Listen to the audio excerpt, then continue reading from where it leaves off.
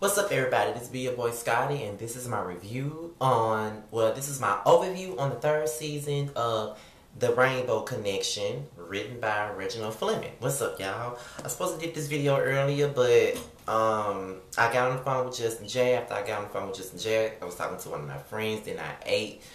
I had something to eat, and then I fell asleep. Been asleep for the last hour or two, so this video is a little bit late. But, this video is just me giving my opinion on the season, on the show. If you don't know anything about the Rainbow Connection, I will be leaving the link at the bottom so you can get into that shit, because this season was off the chain. Now, I'm gonna say, the cast of this show watches my video, so they already know that I'm gonna be 100% honest. I'm gonna be very honest, extremely honest about everything, and I'm going to give my opinion on the storylines of what I thought could be fixed or whatever. So, there was a lot of characters this season, and I'm going to think about them as I do the video, and if I forgot them, that pretty much means that they probably didn't really stand out to me. No offense. Let's see. So, let me get into the storyline with Cadence, Tatiana, and Makai.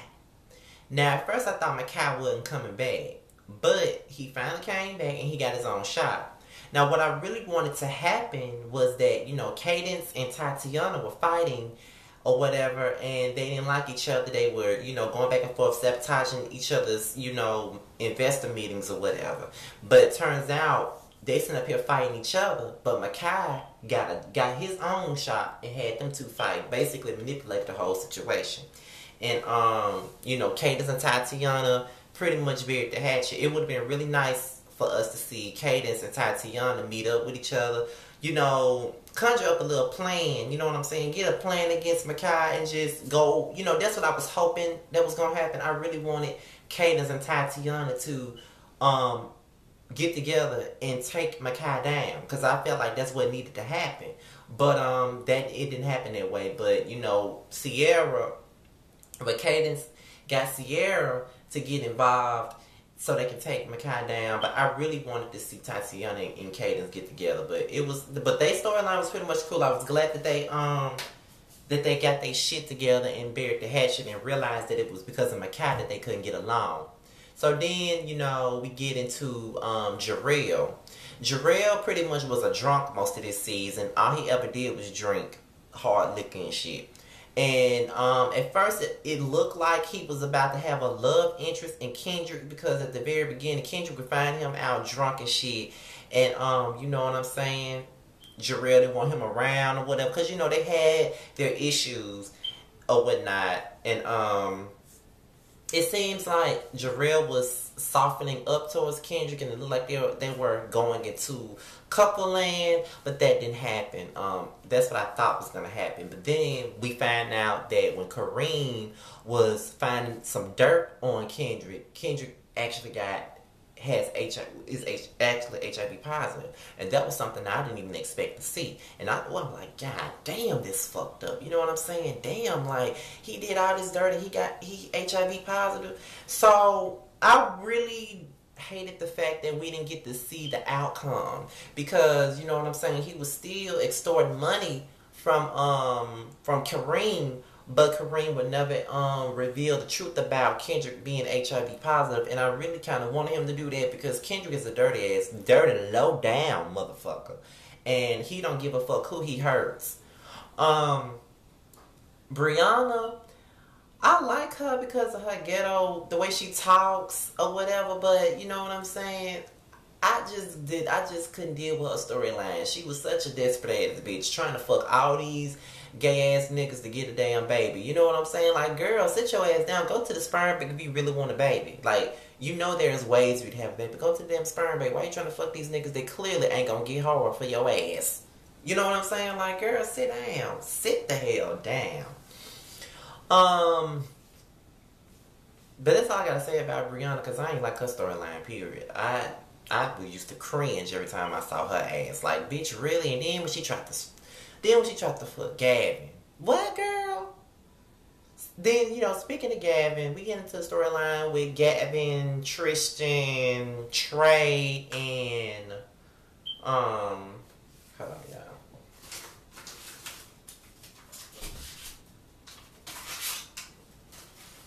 That was a fucking spider. And Antonio. So right now, Trey and Gavin were a happy couple. They're in a relationship, but they got two people trying to tear them apart, which is Tristan and Antonio. Antonio was lovesick. Antonio really wanted a man. Antonio really wanted to be in a relationship because he was talking to Jaden, but Jaden pretty much, disappeared.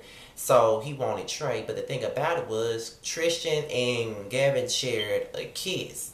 But we did not see Tristan anymore after that, except for him arguing with Makai. I really wanted to see more of what was going to happen. And I thought that with Tristan being back, him and Jaden were going to cross paths, but that didn't happen either.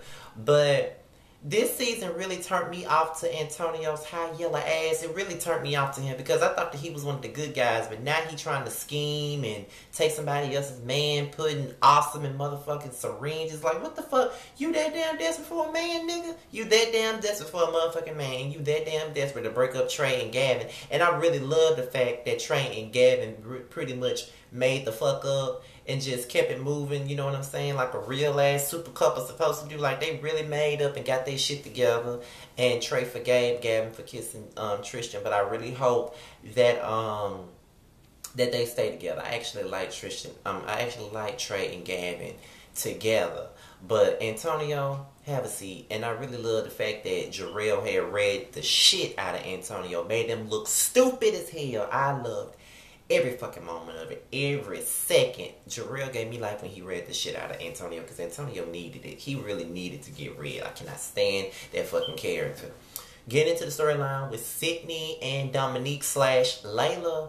Like, I didn't like Dominique for the longest because I thought that she was a raging bitch. I thought that she was a slut bucket because she cheated on Sydney with Simone. But turns out she didn't really cheat on Sydney with Simone. It was really her alter ego, her split personality by the name of Layla. And I've seen this storyline a couple of times before on Storylines because I've seen the little storyline with Vicky and Nikki on One Life to Live. I've seen it with Kate and Connie on General Hospital. I've seen it with Jessica and Tess on One Life to Live as well. So when I seen that storyline, I was like, well, that's interesting because I didn't think that nobody really was going to, try to write that into that. But I really enjoyed it, and I like the fact that Sydney and Dominique made up for the finale because they really was cute together, and I'm glad that they got their shit together and made up. Now, as far as Dominique, as far as Layla sleeping with Cadence, I didn't see that coming, period. I didn't see that coming at all. Like, Layla and Cadence sleeping together? Really? I ain't see that coming, period.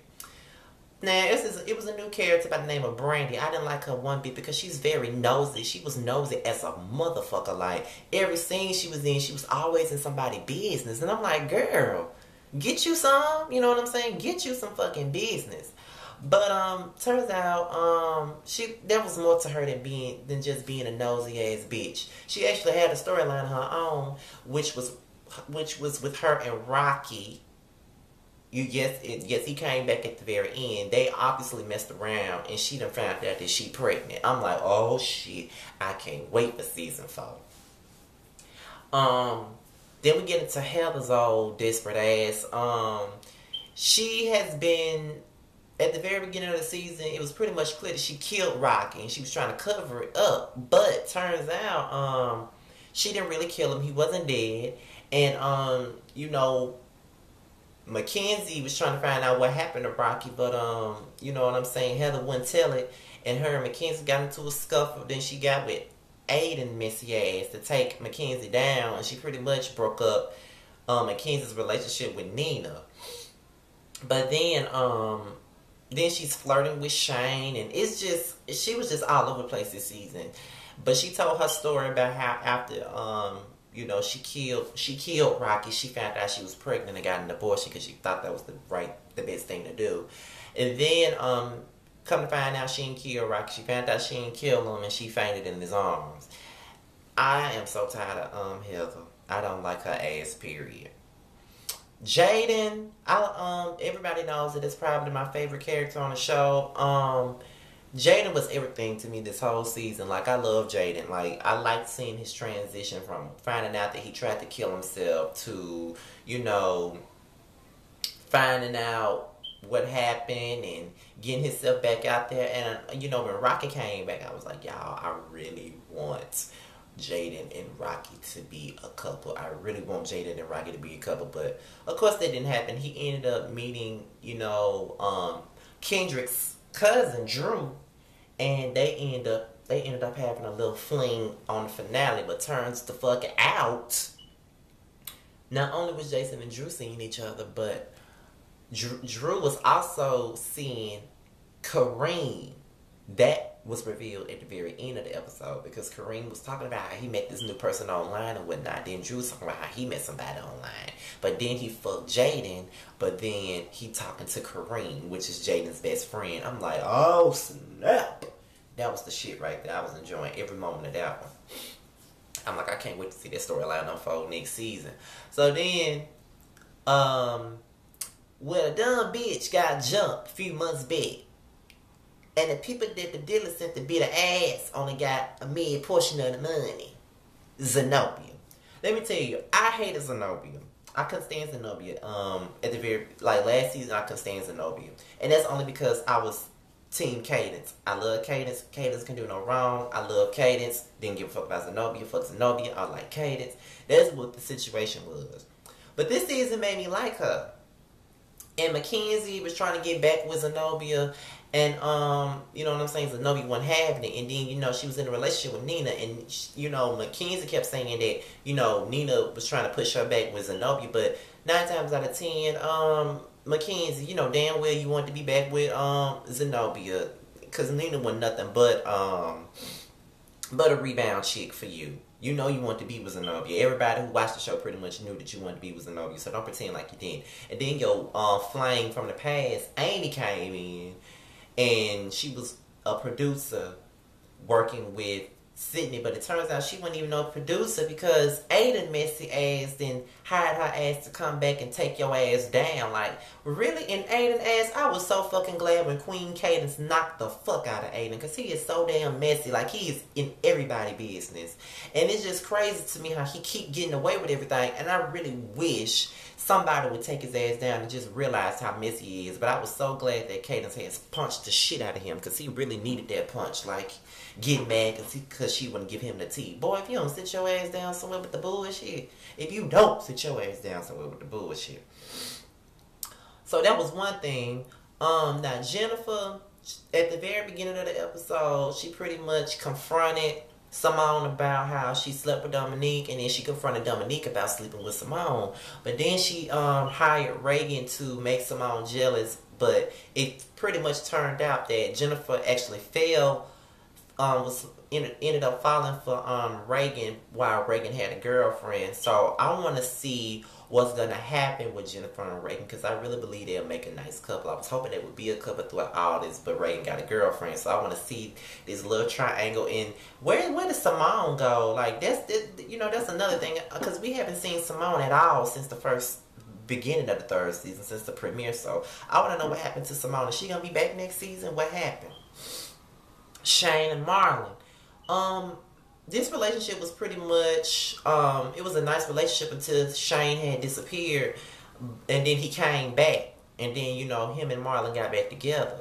But then, you know, Marlon found out that he was out with Heather, but turns out that he was only helping Heather, and Marlon pretty much went off for no reason, and Shane broke up with him. Now, at first I was like, yeah, Shane broke up with Marlon ass because he was being because he wasn't, you know, trusting you. But at the same time, you gave him a reason not to trust your ass because you did disappear on him without telling him what you were doing. If you would have told him what the fuck you were doing, then maybe he wouldn't have nothing to say about, you know what I'm saying, you being out with Heather. But you left him already, Shane, without any type of, you know, what am I, you know, what you doing, who you helping, and nothing, like all that type of shit. You did not tell him what you were doing. You didn't say anything, which is why he didn't have no trust in your ass in the first place because you wasn't being 100.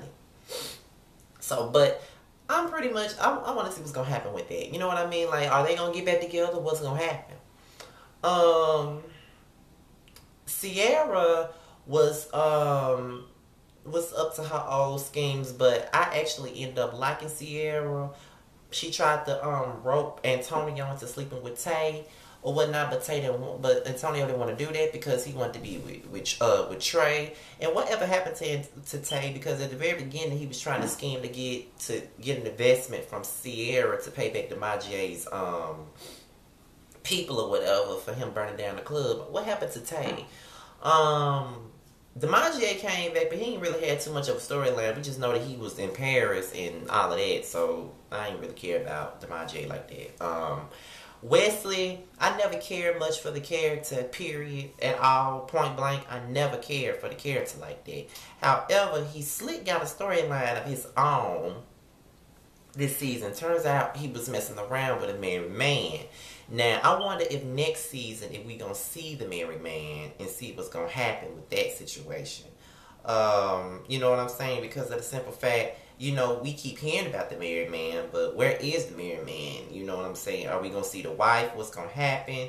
You know what I'm saying? So, that's what I want to know. That's the only reason why I really want to know what's going to happen with that. Because of the simple fact,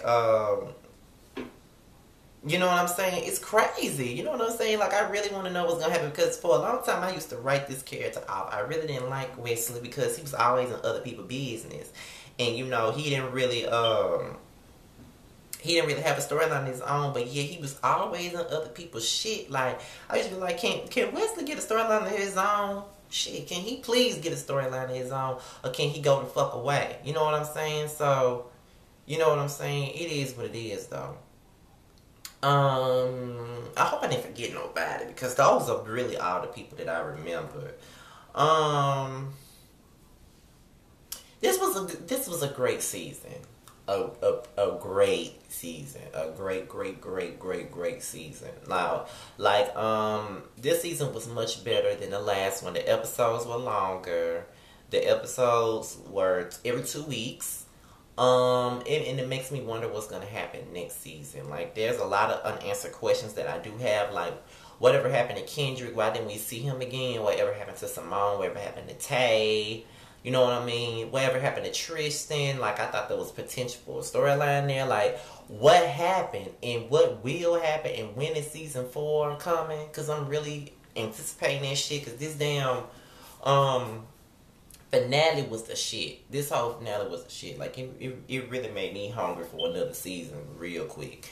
Like, really. Like, this was the shit. He really put his ass, you know, really put his foot in this damn season. And I can't wait to see season 4.